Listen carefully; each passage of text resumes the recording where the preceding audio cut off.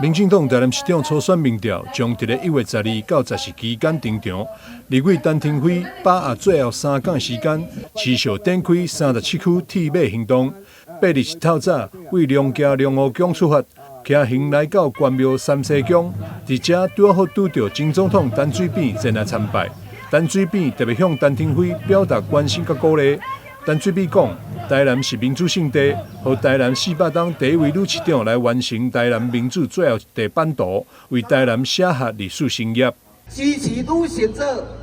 第一位的總統，到支持女性做第一位的市長，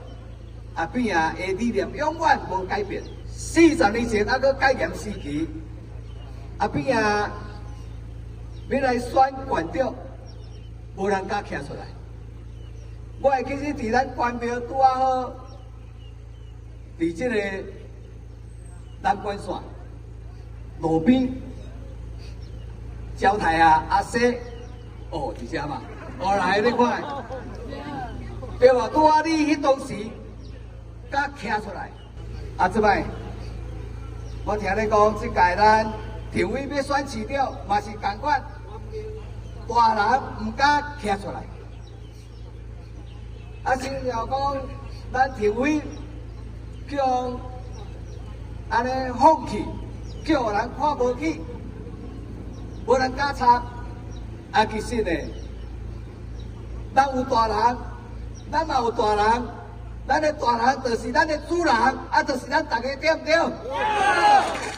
陳廷輝表示，這幾天騎行，互乘客感受到人民的期待，不少人看到車隊經過，馬上就衝來頭前表達支持，溫暖相挺，攏是支持伊繼續向前的動力。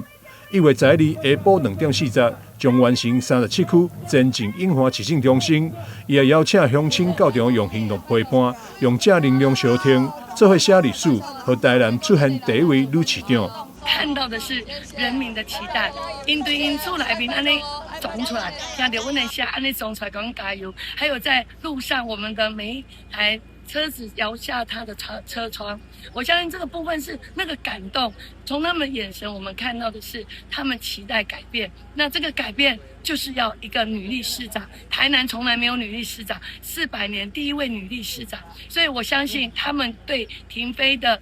經驗，還有我的活力跟我們的憧憬，他們是有很多的一個